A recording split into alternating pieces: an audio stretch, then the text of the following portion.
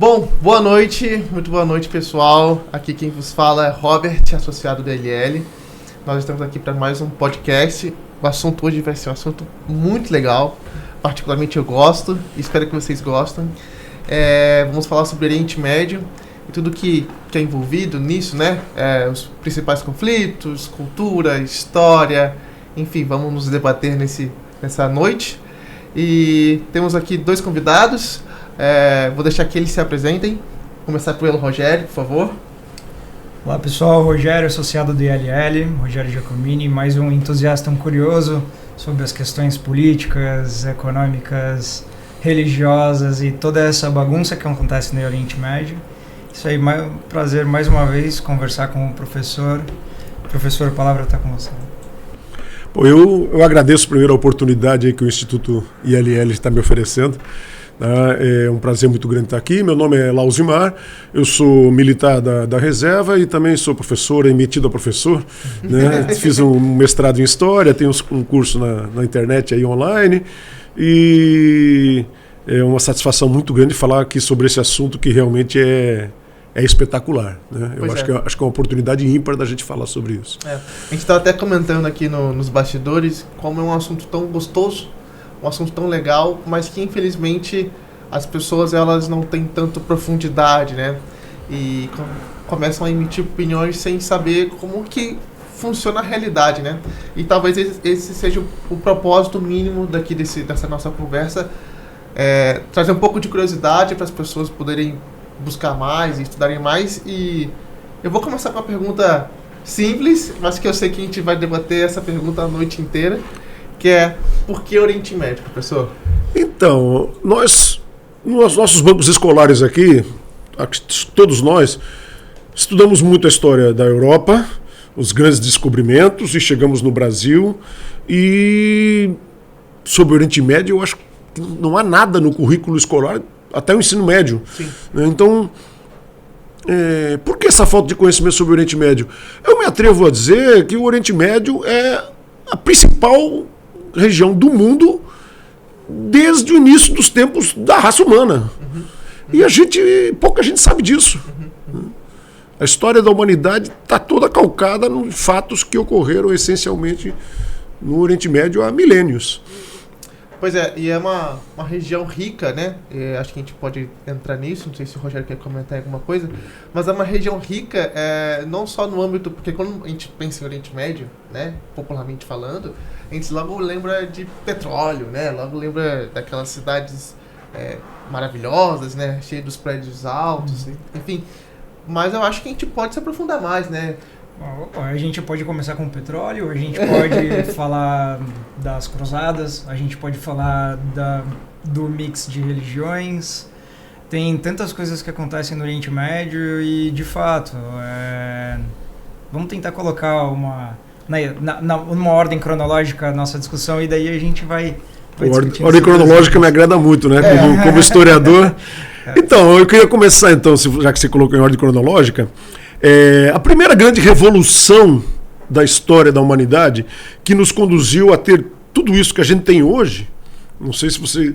é a Revolução Agrícola. Pouca gente estudou isso.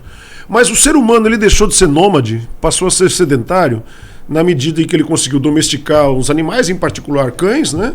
Conseguiu ter suas criações e conseguiu produzir pela semente, plantar e colher, né? Ele passou a produzir excedentes e aí passou a vender, comercializar. A partir daí é que surgiram vilas, cidades, e etc., e civilizações, etc., um mundo contemporâneo, vamos dizer assim. Tudo nasceu da Revolução Agrícola. Isso ocorreu no Oriente Médio, né? Na Mesopotâmia, ali entre o Rio Tigre e o Eufrates, aliás, bem próximo das regiões mais polêmicas ali que a gente vê hoje, né? E aí, se você for passar a história com, vamos fazer assim, rapidez, né? Isso foi aproximadamente 10 mil anos, você vai ver que foi no Oriente Médio que ocorreu ali as questões bíblicas todas, né? E mesmo do Antigo Testamento, né? De Abraão, de Moisés, de civilização. No Oriente Médio passou praticamente todas as civilizações antigas que a gente ouviu falar, passaram pelo Oriente Médio, né? O que a gente principalmente escuta? Alexandre o Grande, babilônicos, egípcios, romanos, gregos, você não vai conseguir encontrar uma grande civilização que não tenha tentado ou realmente, efetivamente conquistado o Oriente Médio. Sim, sim. Eu acho que a gente podia, talvez, elucidar aqui para o pessoal a questão, assim, quais são os principais povos que se situam, né, no Oriente Médio, tanto na questão histórica quanto atual, mas tudo que se envolve a questão de etnias, tudo que se envolve a questão de religião. Acho que a gente podia entrar primeiro com essa questão de etnias. Quais são as principais etnias que a gente tem lá, professor? Bom, para você conversar sobre etnias, primeiro tem que entender exatamente esse processo histórico de entra uma civilização, sai outra, sim, entra egípcios, entra romanos, entra, né, hebreus, que hoje são conhecidos como judeus, não mais como hebreus, árabes, turcos, persas, todos esses estão ali, né? Houve um grande império persa ao longo da história, depois foi encolhido, está ali restrito aproximadamente ao Irã e uma parte do Turcomenistão, sim, e fora do Oriente Médio, né? Mas esses povos persas ainda existem. Então, às vezes, a gente tem uma noção de que o Oriente Médio é árabe, né? Sim. Árabe. Não. Essa resposta é, pelo menos, bastante parcialmente errada, não. Acho que diria totalmente errada, né?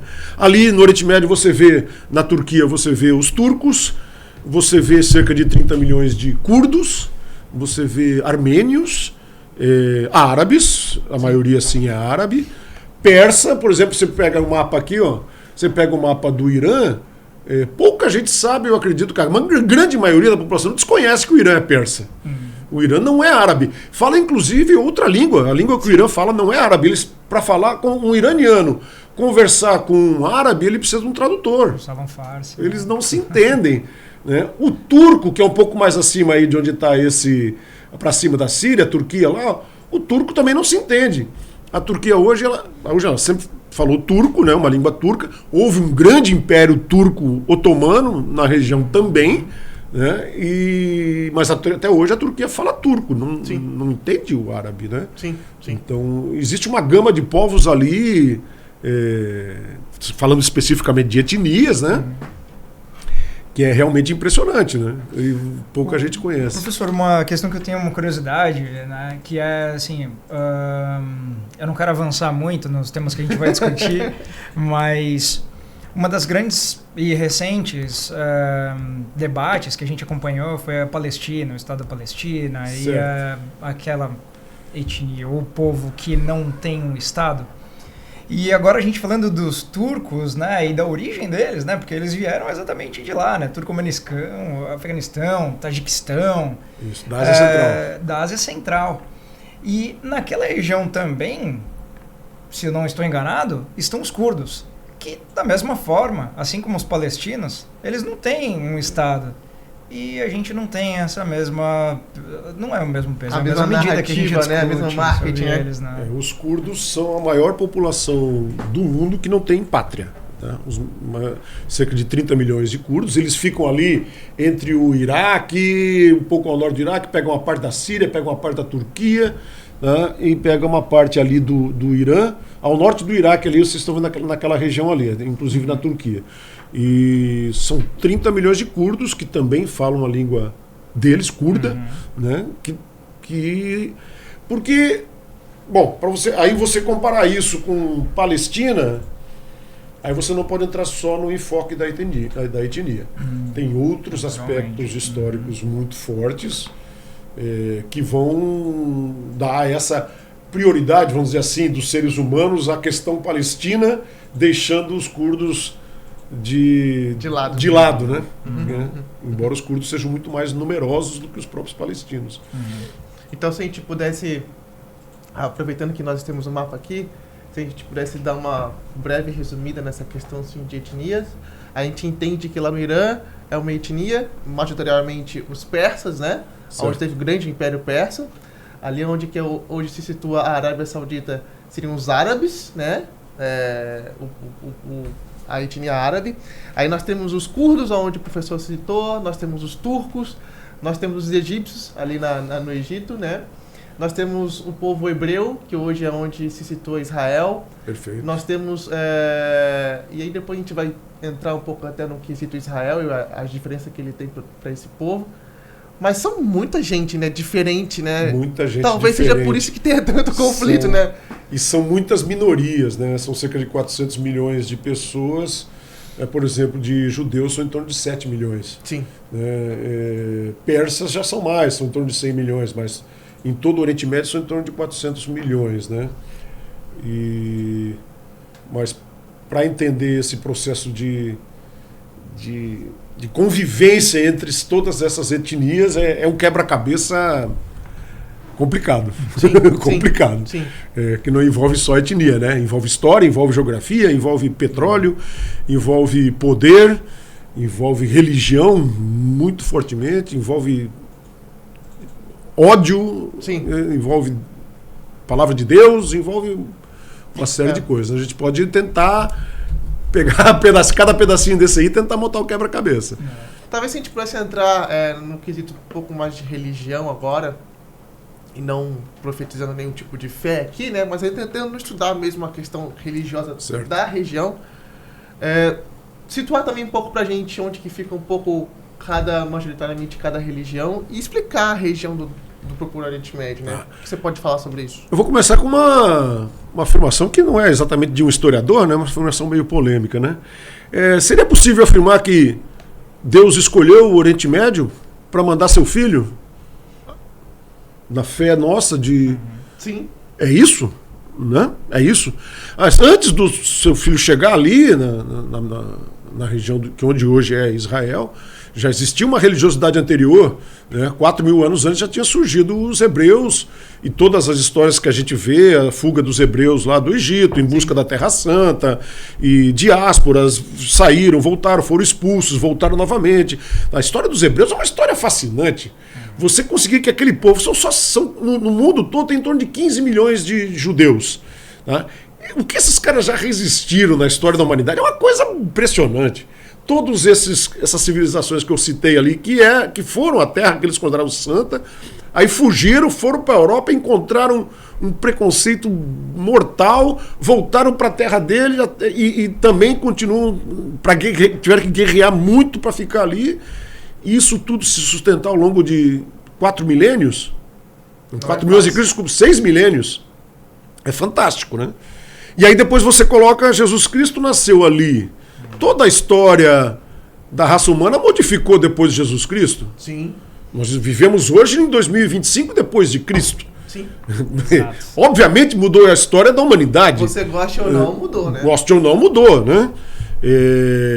E posteriormente ainda a outra grande religião, as duas maiores religiões de uma forma disparada, também, a outra grande religião também é dali. Maomé também nasceu na Arábia e também teve como cidade santa Jerusalém.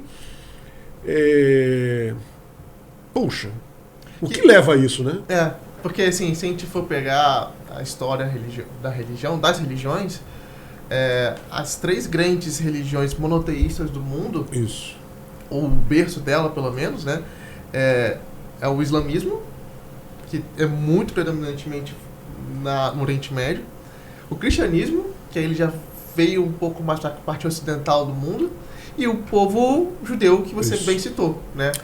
Mas essa comparação é legal, bacana, mas você pode comparar assim, o cristianismo tem em torno de 2 bilhões de fiéis, a religião muçulmana também em torno de 2 bilhões. Só aí já tem mais da metade. Mais da metade da população mundial acredita em Deus ou Alá por causa de Maomé ou Jesus Cristo. E os judeus são em torno de 15 milhões, ou seja, é uma porcentagem ínfima perto dessas duas grandes religiões que estão disseminadas pelo mundo, né? Então, por isso que eu digo que sempre foi uma minoria, mesmo no sentido matemático, numérico também, né? Numérico também. E conseguiram resistir e estão ocupando a terra deles até hoje ali, né? Agora, desculpa, posso continuar? Então, esse raciocínio, Deus escolheu ali, ou será as condições sociais, históricas, econômicas, políticas da antiguidade é que fizeram com que esse povo acabasse acreditando em um só Deus, né? Cara, como historiador, você vai encontrar argumentos que vão dizer que não, ali era um povo sofrido, então precisava de um apoio espiritual, surgiu um grande líder, Abraão e tal. Você pode colocar como historiador que, poxa, ali se criou as condições favoráveis a ter uma religião monoteísta. Diferente, por exemplo, da China, do Japão, da Coreia, onde a maioria ou são filosofias ateias ou são religiões politeístas, né? Foi só ali que surgiu, que nasceram essas grandes religiões, né? Então, seria uma razão histórica ou seria realmente uma razão espiritual divina, que a gente não consegue entender, né? Divina. Baita questão. Mas é legal.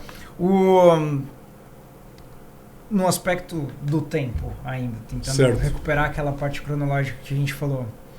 Essa distribuição das etnias e religiões, esse mix ali, o que a gente tem de evento relevante acontecendo aí que a gente pode trazer, que é relevante para a nossa história hoje, para a gente discutir, debater e entender um pouquinho melhor?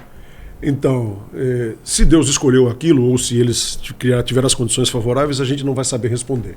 Mas que ali é uma região extremamente especial, que, como eu citei, a agricultura que aconteceu ali, mas você pega outros grandes marcos, o nascimento de Jesus, o nascimento de Maomé, também foi ali, marcos importantíssimos para a humanidade. Aí você pode ver, mas vamos para uma época mais recente, então, né? Poxa, por que o Brasil foi descoberto, por exemplo, como iniciou as grandes navegações? Tá? Tudo começou com a tomada de Constantinopla. Constantinopla está ali, ó. Tá ali, no Oriente Médio. Então, mais uma vez, o Oriente Médio foi decisivo para a história da humanidade. Né? E aí você coloca os árabes, os muçulmanos, depois de Maomé, porque tanto Maomé quanto Jesus determinaram que se pregasse a palavra deles. Tá? São duas religiões que... Expansionistas, né? Expansionistas, exatamente. Diferentemente dos judeus. Isso, perfeito. Os judeus são... Mas eles entraram em choque em diversos momentos por causa dessa fé, né? Então os muçulmanos expandiram, fizeram um grande império que chegou inclusive até a Península Ibérica e se expandiu invadiram a Pérsia e tal, foi um grande, né? E os cristãos também, né? Com as cruzadas, pegaram as cruzadas justamente para enfrentar, para livrar a Terra Santa dos infiéis. Então esse conflito que às vezes você vê hoje, tá, é curioso porque ele decididamente ele não é de hoje. Ele envolve uma religiosidade que vem de milênios, né? Sim. Milênios. Eu sempre acho muito curioso, assim, o fato de que as pessoas elas têm a tendência de explicar o hoje com os acontecimentos que aconteceram ontem. Certo. Ontem no sentido da palavra ontem mesmo. Ontem, há poucos anos atrás. E que nem o professor vem citando. Se hoje nós temos esses conflitos tão profundos que grandes mentes sentam na mesa para tentar solucionar e não conseguem, mas se deve ao fato porque é muito complexo até na questão temporal. Que nem o senhor falou de o Império Otomano, ele tomou aquela região no início dos anos 700, dos anos 800, e ficou com ela por séculos, isso, né? E não é fácil você resolver isso, né? Eu queria que você talvez citasse alguns conflitos, se pudesse, que fossem assim, relevantes para a nossa história. Mas quando você fala do Império Otomano, que ficou cerca de 700 anos ali, ele tinha força para se manter e para evitar esses conflitos que ocorrem atualmente. Então, tinha uma estabilidade. A mão de ferro, mas tinha uma estabilidade. Né? A instabilidade, basicamente, na região, ela tornou-se latente por um acontecimento que a gente não colocou ainda. Foi justamente com a queda do Império Otomano, tá? Na Primeira Guerra Mundial. Então, os turcos, o Império Turco-Otomano, ele se desfez, os ingleses e os franceses tomaram a região e usaram a região ao seu de acordo com suas vontades. E ignorar de acordo com seus interesses, principalmente porque nessa época também surgiu o petróleo. E aí, claro que os interesses dos ingleses e franceses não iam levar em conta os interesses locais. Então, eles colocaram líderes ligados a eles para chefiar esses países, a partir da década já de 20, década de 30, década de 40. E esses líderes fiéis aos ditames colonizadores dos ingleses e franceses. Os países até hoje falam lá em inglês, em francês, ensinaram obrigatoriamente, mas de maneira nenhuma preocupados com... E os curdos vão ter país? E os palestinos vão ter... Ninguém estava preocupado com isso. Estava preocupado em como que a gente vai explorar essa região da melhor forma possível. Aí veio a Segunda Guerra, todo mundo devastado, né? Inglaterra, embora vencedores, estavam devastados, né? Surgiram outras duas grandes potências para dirigir a história do mundo, né? Estados Unidos e União Soviética. E foram meter o bedelho lá também. Eu quero meu quinhão. Quero um pedacinho. Tipo assim, sai daí, Inglaterra, sai daí, França, que tu não tem mais isso aí, não te pertence mais. E aí veio um novo furdunço naquele negócio que já era complicado. E aí dividiram, estabeleceram, criaram estados por linhas artificiais. Você pode olhar no mapa ali que a grande maioria das linhas são linhas retas, né? Então, separa o cara que mora do lado de uma linha é árabe e o que mora do outro lado é iraquiano. A partir de agora é isso, pronto, acabou. É impressionante. Né? E claro que isso não ia dar certo, não tinha como dar certo. Mesma coisa quando se cria Israel. Você olha Israel ali, cara, você olha a Palestina, tem uma Palestina que fica na faixa de Gaza, e tem uma Palestina, olha aí o cantinho que é aquela faixa de Gaza, não sei se vai dar para ver, se vai dar para dar um zoom. E tem uma Palestina que fica na Cisjordânia. Então você consegue colocar o mouse na faixa, aí a faixa de Gaza. Aí, ó, esse cantinho. E a Cisjordânia ali do lado entre Israel e Jordânia tem aquele... A Cisjordânia... Isso, exatamente. Cara, tem como dar certo um país ter esses dois com judeus no meio e aí palestinos... Se odeiam, né? Eles se odeiam. E aí você pega a cidade de Jerusalém. Não, Jerusalém vai ser repartida em... Tratado de Oslo, né?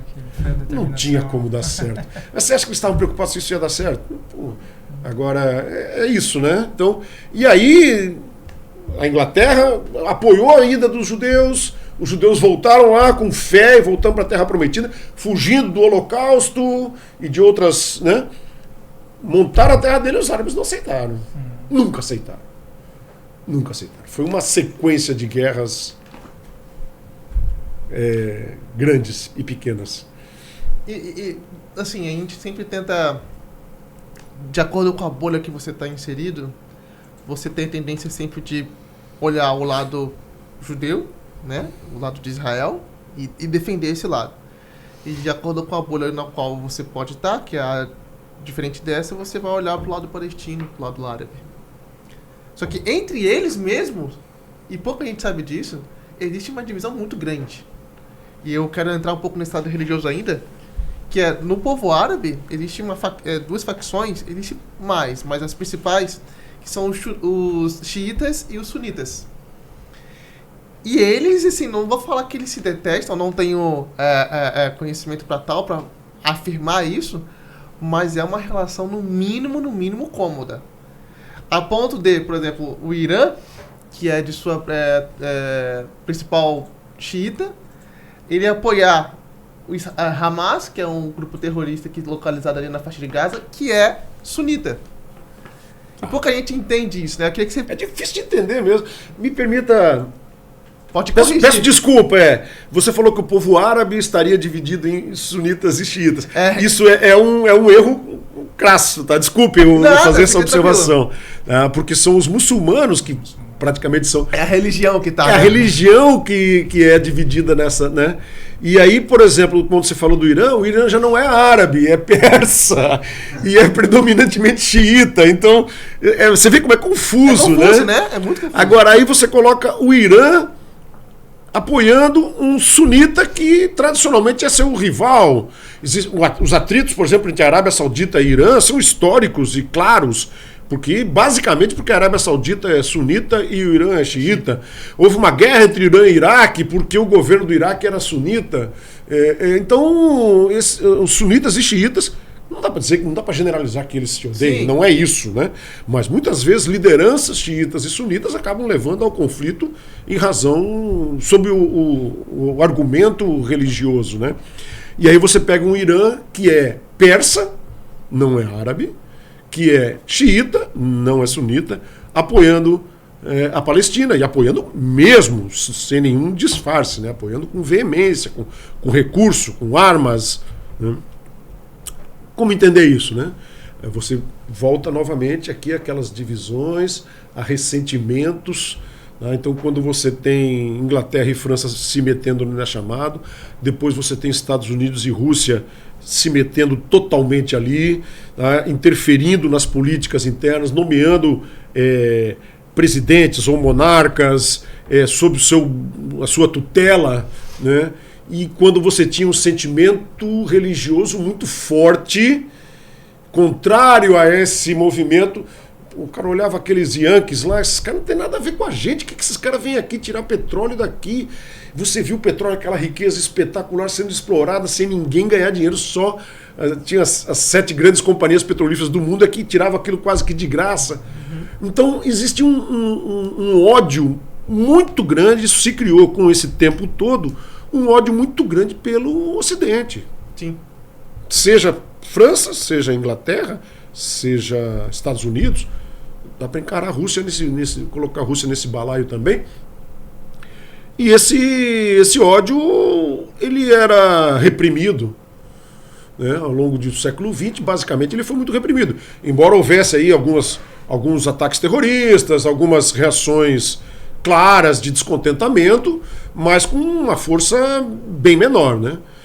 A partir do momento em que os ayatolás começaram a fazer, vários países começaram a ter governos mais radicais, mais teocráticos, isso, né? Então aí eles conseguiram ter uma força política para poder tentar implementar o seu desejo.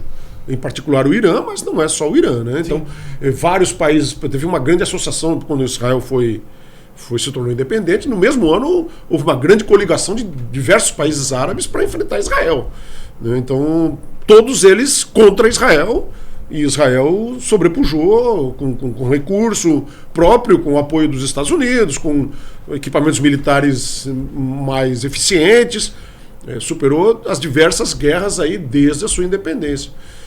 E aí você vê, então, um longo período de paz, porque Israel sobrepujou na força. Professor, desculpa. Pois não? Mas é certo afirmar, então, que foi esse período na história que implementou, vamos dizer assim, um novo capítulo do poderio bélico daquela região? Sem dúvida. Esse período que você disse é o período colonial. Isso. E período da Guerra Fria, né? Mas não tenha nenhuma dúvida. Porque antes você tinha uma força que impunha. Você tinha o Império Otomano ali. O Império Otomano os persas e os árabes e os turcos e os curdos, eles se entendiam? Tinham que se entender. Porque eles não tinham outras aspirações nacionalistas, aspirações de independência. Eles faziam parte do Império Turco-Otomano, sabiam disso. O Império Turco-Otomano cobrava seus impostos e eles viviam lá nos seus feudos, muito parecido com o que eram os feudos europeus. Né? Você coloca lá como era a França. O mundo inteiro era basicamente em feudos. E esses feudos eram controlados por um senhor feudal ali, claro que ali tinha outro nome, e que prestava contas ao imperador. E assim as coisas sempre funcionaram. Quando surgiu um movimento com os Yankees chegando ali, o que esses caras querem aqui? Né? E aí depois estipula, não, a partir de agora a divisão é essa aqui, ó. Líbano é aqui, Síria é aqui, Palestina. Cara, os caras, peraí. Aí a estabilidade que tinha, embora tenha sido na força, era uma estabilidade, que ela deixou de existir. Passou por um período um pouco maior de estabilidade, razoável, porque Israel se sobrepujou. Então, próximo ali ao final do século XX, Israel ficou uma grande potência e ninguém tinha força para enfrentá-lo. Então, você não via. Agora, quando bateu a teocracia iraniana, teocracia no Egito, na Arábia Saudita, e aí começou a primeira grande força, sem dúvida, foi o ataque nas Torres Gêmeas, né? 2001. E a partir dali uma sequência que culminando com esse ataque a Israel agora. Né? Na cronologia, a gente está falando bem especificamente sobre essa região que a gente está mostrando no mapa ali agora, né? No Oriente Médio. Uhum. Quando que houve o envolvimento do Egito também? Porque tem um envolvimento importante do Egito nesse coisa do movimento do Oriente Médio, né? Tem. Teve uma guerra, primeiro já na guerra inicial ali, de independência de Israel, né? E o Egito ele não teve uma independência logo, a independência do Egito foi, se não me engano, em 1952, se não é bem próximo disso. Depois da Segunda Guerra Mundial, passou alguns anos ainda sob a tutela da Inglaterra e da França, que não aceitavam a independência do Egito, porque o Egito tem uma questão muito importante, que é o Canal de Suez. O Canal de Suez é um ponto extremamente estratégico, fundamental para qualquer ligação entre Oriente e Ocidente. Então, as negociações desde a época da Rota da Seda, não existia o canal, mas existia, era por aí, né? As negociações, tanto que a tomada de Constantinopla gerou a necessidade de fazer a volta por baixo da África. Né? Então, você imagina o Egito, um país que não é, digamos assim, amigo da gente, tomar aquilo ali e ter o poder de eventualmente fechar essa rota. O prejuízo era gigantesco. Então, isso persiste até hoje. A importância até talvez tenha diminuído um pouco, mas ela continua sendo vital. É porque hoje você tem grandes cargueiros, digamos assim, a diferença é menor. O grande cargueiro dá uma volta pela África e reduz essa diferença. Mas ainda, o caminho mais barato, sem dúvida, disparado, por ali circula muito petróleo, muito produto que vem da China, do Japão, tudo passa por ali, né? Em direção à Europa, é por ali. Então, aí o Egito ficou independente em 1952, teve inclusive uma interferência da ONU, tá? Teve uma guerra, o Egito perdeu a guerra, mas a ONU deu ganho de causa para o Egito e mandou os franceses e ingleses saírem dali. E o Egito passou a ser o proprietário do Canal de Suez e explorar.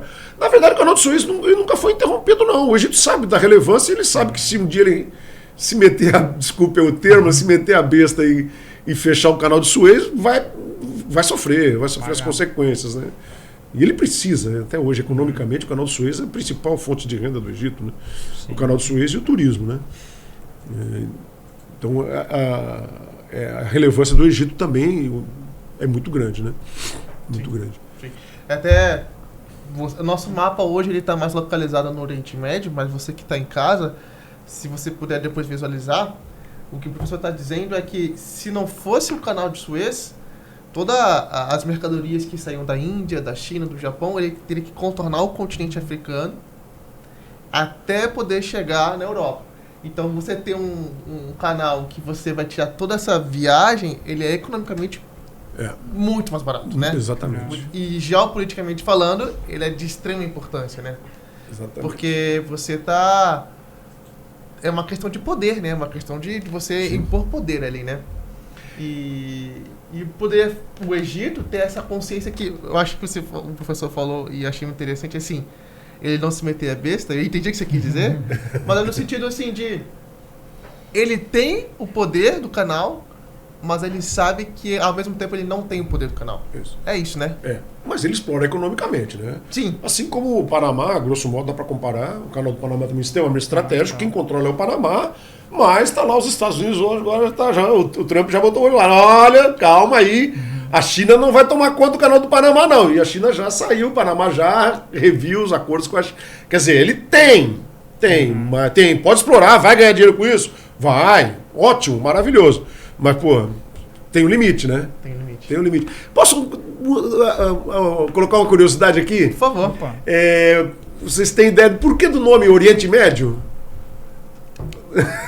Por que do nome Oriente Médio? Por que aquilo ali é um Oriente Médio? Eu não sei se eu vou falar besteira, se me permite, mas eu sei do Crescente Fértil, né? Que ele tem uma figurativa, ele sai ali do Egito e ele tem como se fosse uma certo. Uma tendência de uma lua, assim, né? Certo. Não sei se é por causa disso. Então, É só uma curiosidade boba, não precisa tocar nesse assunto, mas o Oriente Médio, sem dúvida, ele foi batizado com esse nome no final do século XIX em função dos europeus. Né? Os europeus eles iam até o Extremo Oriente. Né? E no meio do caminho existia o Oriente Médio. Existia o Oriente Próximo, que era a área do Levante ali, a área até Chipre, a Turquia, um pouquinho, os Balcãs, né? Ali é o Oriente Próximo.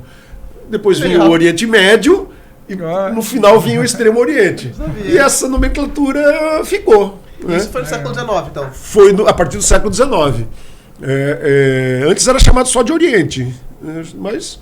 Não faz diferença, né? Mas é curioso que isso mostra assim, esse eurocentrismo que balizou a história da humanidade. Mesmo com o Oriente Médio, com essa história maravilhosa, e voltando para o assunto do começo da aula, essa história maravilhosa, que para mim não tem nenhuma dúvida que é a história mais linda do mundo. Não existe outra região que tenha uma história tão rica em todas as... Né? Você sabe muito mais da história da Europa do que da história do Oriente Médio. Né? É um eurocentrismo que dominou, que controlou a humanidade durante alguns séculos, né? Até ser sobrepujado pelos Estados Unidos depois. Né? Sim. Então, e naquela cronologia que a gente estava vindo lá, o professor comentou até o ataque das Torres Gêmeas. Até o ataque das Torres Gêmeas. O que acontece a partir de então? Os Estados Unidos continuam sendo uma força suprema, né? Porque com o fim da Guerra Fria, a União Soviética se esfacelou, né? Agora estamos fugindo do Oriente Médio, acho que não tem problema, né? A União Soviética se esfacelou, os Estados Unidos passou a ser uma potência única, né? E parecia que ia ser um novo grande império, como foi o Império Inglês durante cerca de 3 séculos. Um novo grande império americano. E aí, o 14 de setembro, né? 14 de novembro? 11 de setembro, desculpa. O 11 de setembro foi uma ducha de água gelada nos americanos, no seu orgulho nacional, né? Mostrou que eles não eram essa Coca-Cola toda, né? Eles são a maior potência disparado, militarmente muito, não existe ninguém capaz de enfrentá-lo, nem, né? E economicamente são também a maior potência, mas eles têm limites. Eles perceberam que eles têm limites. Né? Então isso começou depois com a invasão do Golfo, depois de 2000 entrou no Oriente Médio lá, invadiu o Iraque, não encontraram provas de que tinha artefatos lá que eles disseram que tinham.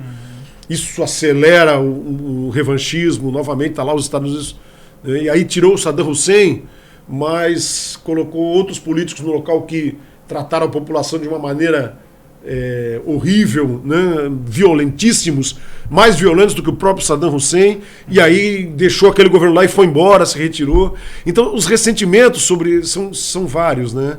E na medida que você encontra força para atingir seus objetivos, você vê, por exemplo, o Hamas, que é o que está em voga agora, né? Tem a carta de criação, como você colocou, né? Na carta de criação do Hamas está lá que o grande objetivo do Hamas é destruir Israel. Muito claro, não disfarça. Ou seja, se ele tiver força para destruir Israel, ele vai destruir Israel. Sem vergonha. E puxando essa deixa que você falou, esse possível acordo de paz que vem se negociando, que até onde eu sei teve um acordo ou um princípio de acordo, mas já voltaram atrás. Se eu estou certo na minha geopolítica atual, mas digamos que desse certo, que tivesse um acordo de paz, é uma esperança, não seria um acordo de paz duradouro, né? Porque, você bem disse, está na carta magna do Hamas. Não consigo visualizar um acordo de paz em que exista o Hamas. É triste afirmar isso, mas já, por exemplo, o Hamas controla a faixa de Gaza, o Hamas não controla a Cisjordânia. Então o grande problema quem controla a Cisjordânia é um grupo mais moderado chamado Fatah. Então o Fatah controla. Ali está sob controle. Até porque grande parte do pessoal que mora na Cisjordânia trabalha, inclusive vai todos os dias, entra no Estado de Israel e sai, entra e sai, se sustenta, né, e sim, um intercâmbio normal entre, né, de vizinhos, né, enquanto o Hamas não teve como negociar, né. Não teve. Professor, se me permite, tem uma coisinha que eu tenho uma leve curiosidade sobre, que teve um evento histórico conhecido como a Primavera Árabe, que aconteceu aí, Legal. né? E eu acho que é interessante a gente comentar um pouquinho sobre ela, falar sobre o que aconteceu, porque eu não sei se é certo dizer que Fatah, Hezbollah, né, o Hamas tiveram origem a partir dali, mas com certeza esse movimento todo se difundiu, vamos dizer assim, a partir da Primavera Árabe, né? Então a gente tem as torres, aí todos os Estados Unidos falando, não, agora a gente vai acabar com uma turma, e aí, como é que a gente chega na Primavera Árabe? Se não me engano, é em torno de 2010, 2010 e 2011. A Primavera Árabe, ela foi uma reação já... eu não diria que ela foi o surgimento desse radicalismo, não. Ele já foi uma consequência. Então já havia vários países, não só do Oriente Médio, como do norte da África, países árabes, né? E esses países já eram controlados por ditaduras muçulmanas, passaram a ser controlados por ditaduras muçulmanas. E o que acontece? A Primavera Árabe é um fenômeno originário das redes sociais. A juventude, com o seu celular, tá, insatisfeita com a situação de opressão dessas ditaduras muçulmanas, né, resolveu reagir, foram para a rua, organizaram protestos. Num primeiro momento isso foi até exitoso, chegou a derrubar alguns governos e teve protestos generalizados, chegaram em torno de 10 países ou até mais. Tá? O protesto começou, se não me engano, na Argélia, depois foi... Eu não tenho certeza se foi na Argélia, não. Mas foram... Acho que foi na Argélia. Então, foram protestos generalizados. Só que foram duramente reprimidos. Né? O resultado é que, um ano depois, todo aquele movimento estava novamente amortecido e muita gente foi presa, condenada, né? E o resultado final é que deixou uma herança em termos de ideia, né? Mas herança prática do dia a dia só serviu para agravar, porque os governos que tomaram conta novamente agiram de uma forma ditatorial. Mas dá para a gente raciocinar um pouquinho além disso, da Primavera Árabe. O termo primavera, aliás, vem de florescimento, né? Vem justamente por isso. Mas você pode trazer isso para o cenário de diversos países. Eu não quero ser polêmico, mas não vou citar países, mas um medo que se tem das redes sociais. Então a Primavera Árabe mostrou para o mundo que as redes sociais são poderosíssimas.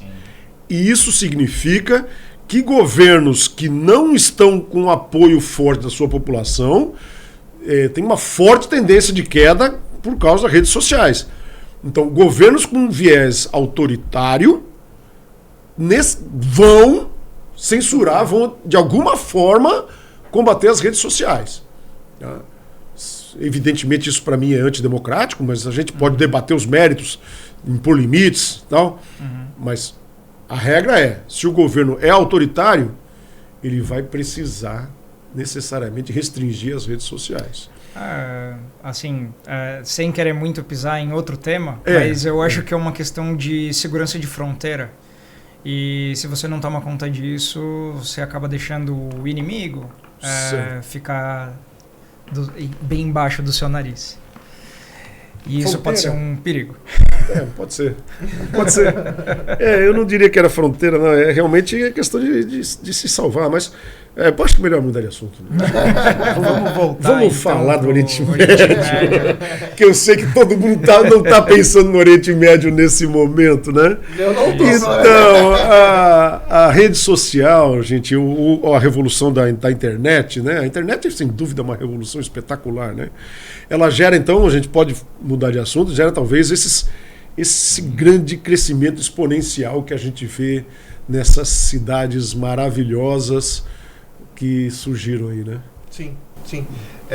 Pegando o gancho então da Primavera Árabe, a gente entende, porque assim, ela surgiu lá no ano de 2009, 2010, 2011, mais ou menos nessa época, e ela surgiu possivelmente ali na Argélia, e a Argélia fica onde hoje é a norte da África, né? Certo. E passou pelo Egito, enfim, foi subindo para os países de onde estão hoje no Oriente Médio. Líbano, Síria, e chegando na Síria, já que ela se citou no Oriente Médio, onde ela ainda está tendo uma grande guerra civil. Isso sim é consequência da Primavera Árabe, né, professor? E se pudesse comentar um pouquinho sobre essa guerra civil, o que isso impacta em Israel, o que isso impacta para a Europa, para a gente, enfim. O Bashar al-Assad, que era o ditador sírio, né, claramente ditador, né, estava no poder já, é da família Assad, né, a família já vem desde a Segunda Guerra Mundial, eu acho, algo parecido. Então, há várias décadas a família Assad vem governando a Síria, a mão de ferro, né, então, e também era um governo aliado da Rússia, né? A Rússia defendia muito o Bashar al-Assad e a família anteriormente também, né? Mas era um governo que não era teocrático, não era muçulmano. Então agora se comemorou aí, tal, uma grande derrota russa, da queda de um grande ditador, tal. O momento agora é totalmente de instabilidade, né? Quem vai substituir esse ditador? Dá para apostar que a Síria possa ser algo democrático e que vá talvez ser mais condescendente com o Ocidente? A fazer as apostas, né? Agora acertar vai ser muito difícil. A coisa está uma instabilidade total lá. Diria que uma tendência de uma guerra civil continuada, só que sob outros líderes, né? Se eu não estou enganado, em termos de democracia, acho que somente Israel, né? Somente Israel. Ali todos são ditaduras, né? Todos. Teocráticas ou não, mas são ditaduras, né? O Líbano às vezes tem as suas eleições, tal, é discutível se são fidedignas ou não, né? Se as suas urnas valem, não valem, essas coisas assim, né? Mas que é democracia plena, realmente com participação popular, campanha política e abertura total, é só Israel. Sim. É curioso que Israel, eu já comentei aqui que Israel é um país essencialmente socialista, não? Não sei. Eu não sei se você comentou nos bastidores ou se você comentou no ar, mas comente, por favor. É curioso que Israel é democrático e tem um viés altamente socialista. A estrutura de Israel ela é composta de pequenas sociedades chamadas kibbutz, né? Se você for trabalhar lá, e tem brasileiro que às vezes ele vai trabalhar num kibbutz. Então tem os kibbutz trabalham numa empresa, os kibbutz numa fazenda, os kibbutz, e os lucros não são repartidos, né, de uma maneira, cada tipo de kibbutz tem o seu estatuto, né, mas é uma forma essencialmente socialista, né, com direito a voto, de participação naqueles kibbutz e tal, né, seria quase que, me parece quase que um sonho de Karl Marx, né, ali. E é muito curioso que os partidos políticos de esquerda justamente são contrários a essa forma de gerenciamento, de política, né? Então você disse que Israel ela é socialista no âmbito populacional, social, não no âmbito de Estado, né? Ou estou enganado? Não, é um Estado capitalista, claro. Né? Mas a sociedade ela se rege por questões socialistas. Né? Eu diria até, talvez você poderia comparar como o oposto da China, onde você tem um Estado que é teoricamente comunista, né? Que é opressivo, né? E você tem uma sociedade que é totalmente capitalista, porque tem diferenças sociais extremas, tal, que não existem em Israel. Né? Não existe em Israel. Então, Israel realmente é um exemplo de organização de Estado invejável. Né? É uma pena que pouca gente saiba disso. Né? É uma pena que pouca gente saiba disso. Sim. E é uma democracia que ela não tem uma Constituição, né? Se eu não estou enganado, né? Agora tu me pegou. Ela não tem uma Constituição, por exemplo, como o Brasil tem, né? Um livro com todas as regras, assim. Ela é baseada em tratados. Só em costumes. Se eu não estou enganado, Vou ficar devendo essa.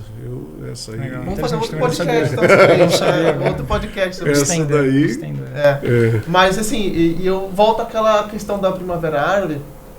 E aí talvez, eu sei que nosso tema é Oriente Médio, mas não tem como falar do Oriente Médio, falar da Primavera Árabe, sem citar o que é essa guerra que ocorreu na Síria, essencialmente.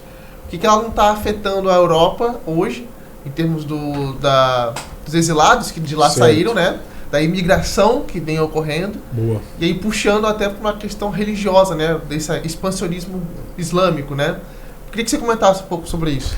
Fugindo do Oriente Médio Fugindo do Oriente Médio. É um choque cultural da Europa bastante forte, né?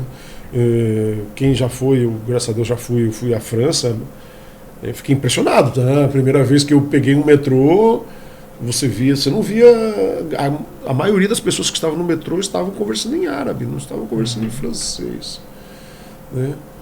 Outro dia eu vi que o nome Muhammad é o nome mais batizado na Inglaterra, né? Claro, você pode dizer assim, poxa, mas isso não é um problema. Qual é o problema de nós termos muçulmanos aqui? Mas é uma mudança cultural muito forte, né? Então, as bases do mundo ocidental foram a filosofia greco-romana, né, e o cristianismo.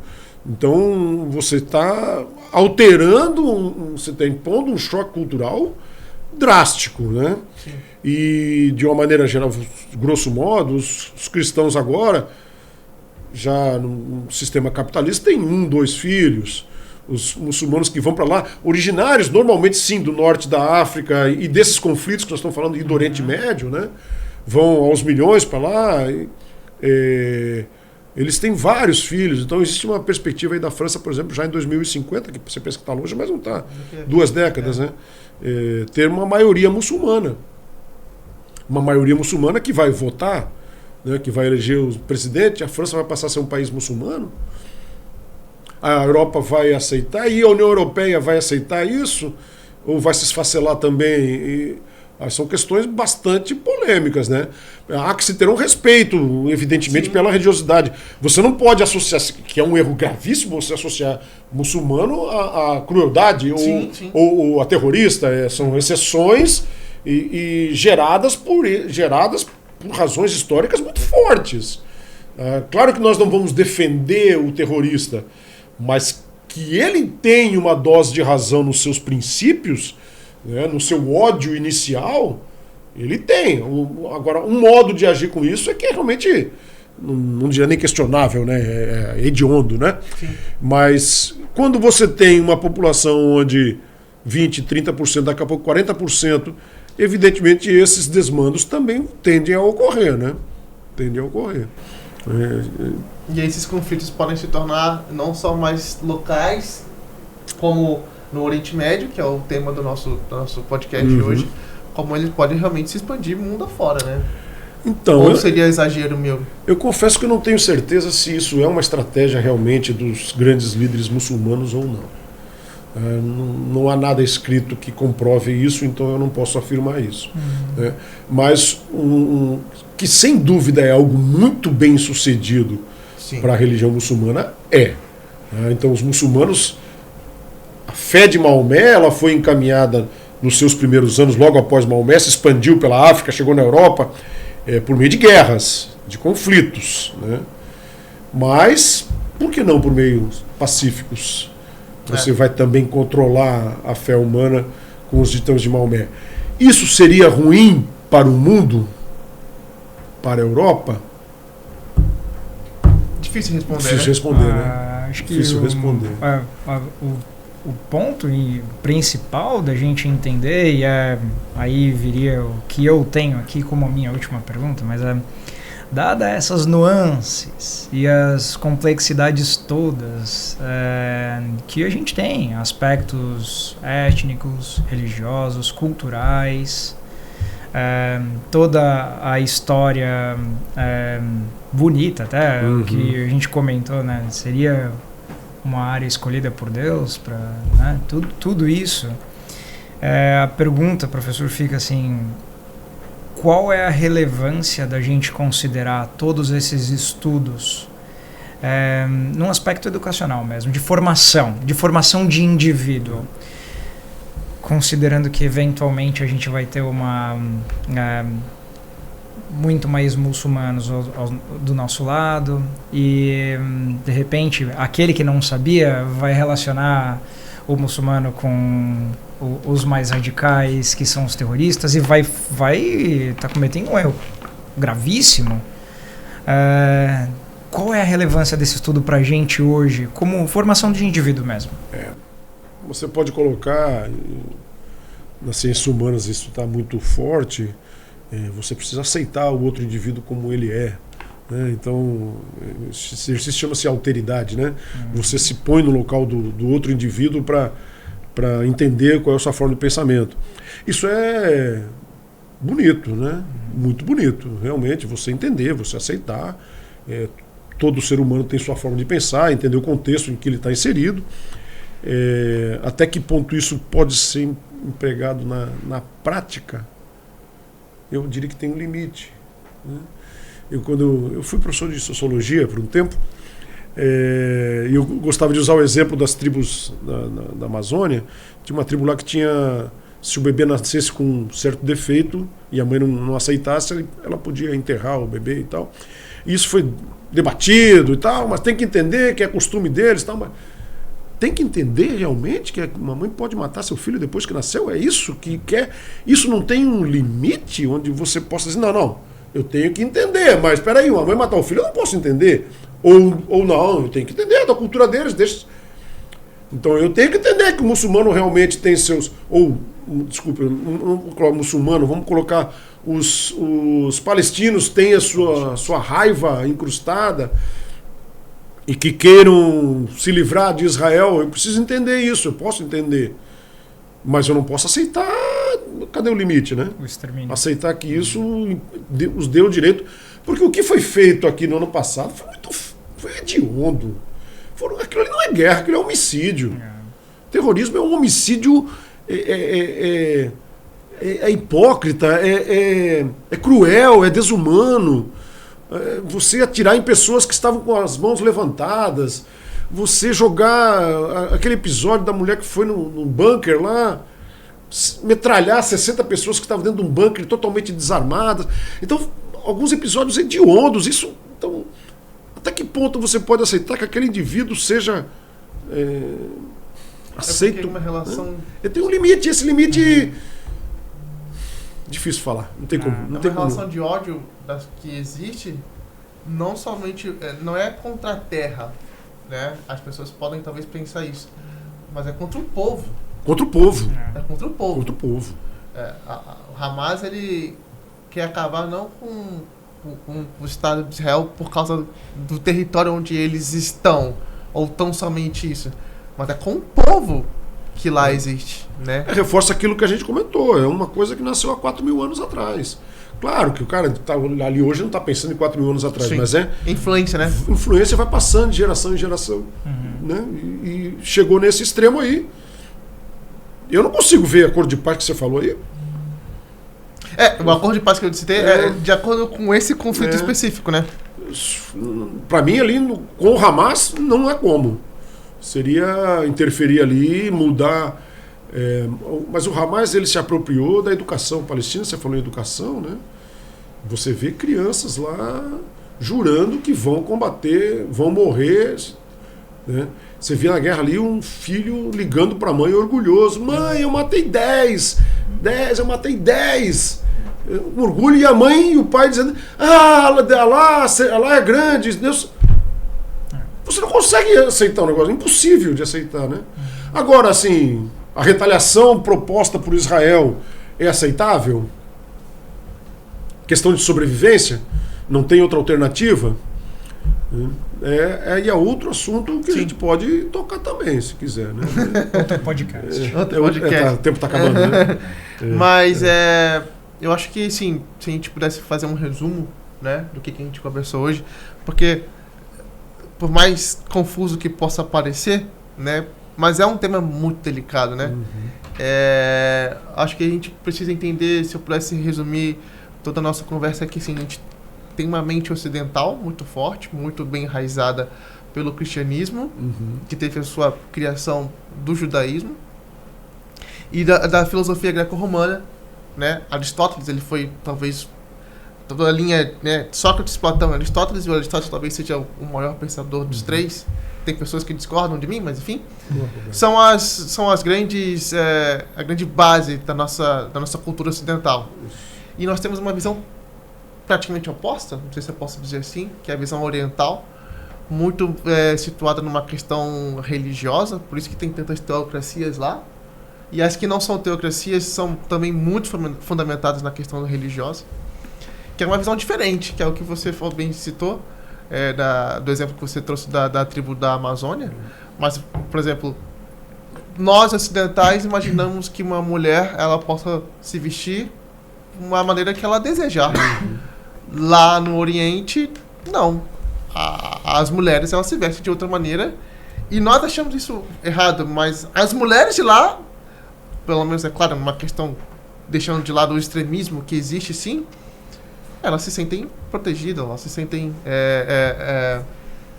acho que proteção é a palavra correta que eu poderia usar. Claro, tô tirando a questão...